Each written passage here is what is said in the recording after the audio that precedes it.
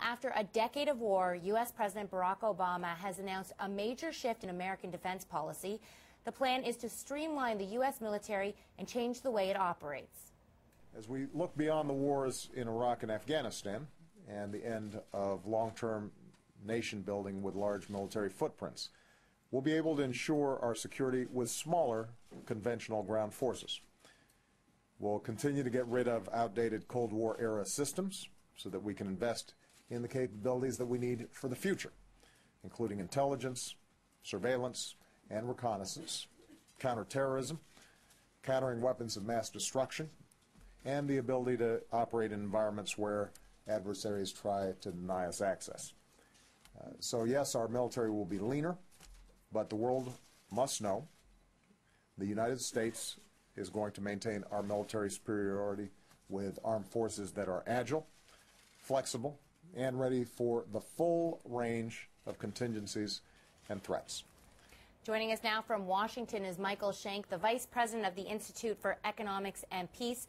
Michael, so how is this going to affect, the American military and its approach to combat? Right, so the 8-page document that Obama and Panetta presented at the Pentagon is a little vague. As Obama said, there's some general themes, but we know some specifics. You're going to see smaller numbers in the Army. You're going to see smaller numbers in the Marine Corps. You're not going to see cuts to cyber warfare. They're investing in that. You're not going to see cuts to stealth bombers or missile defense shields or missile defense systems because they're ramping that up for Asia. And you're not going to see cuts to anything having to do with drones or airstrikes because they'll keep that for the Middle East and Central Asia.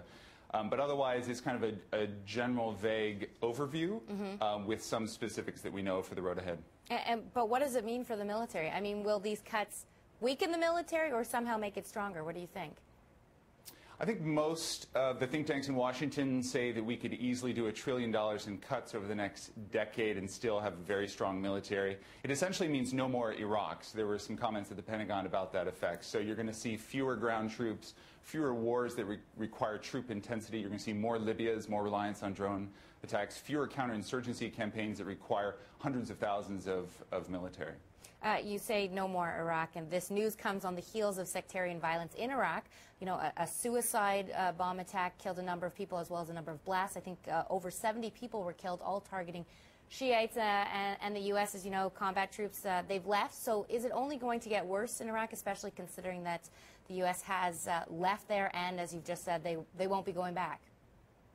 Yeah, and it's going to get worse, and it's not going to get worse because the U.S. left, but it's going to get worse because the U.S. essentially bungled the reconciliation process. The Anbar province Sunni surge, which was much hailed in Washington as success in terms of securitizing Iraq, was actually a failure because what it did is it ostracized Sunnis in the short term with weapons and munitions as kind of a payoff for fighting al-Qaeda, but then Sunni leadership wasn't integrated into kind of Baghdad's central Iraqi leadership. Now that the Shiites under Nur al-Maliki are controlling Iraq, they're reluctant to kind of integrate the Sunnis. That's why the Sunnis are boycotting the parliament, and that's why they're increasing attacks. So that will only increase, and it has less to do with U.S. military presence and more to do with how we manage the reconciliation process between the Sunnis and Shia. Okay, so going back to these military cuts, the changes mean that the days of fighting more than one war at a time are gone, considering Afghanistan and Iraq. So, how will the U.S. fight multiple enemies at the same time if need be?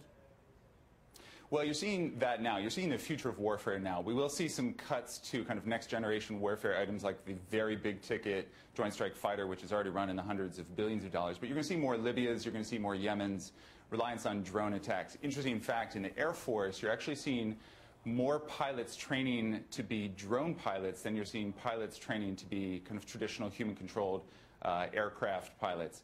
So you're seeing the shift already. That's for kind of Middle East and Central Asia, but for Asia and East Asia, Asia Pacific, you're already seeing reliance on kind of stealth bombers using ships in terms of anti-missile defense. So that's where the investments will trend. All right, Michael Shank with the Institute for Economics and Peace. Thank you. Thanks for having me.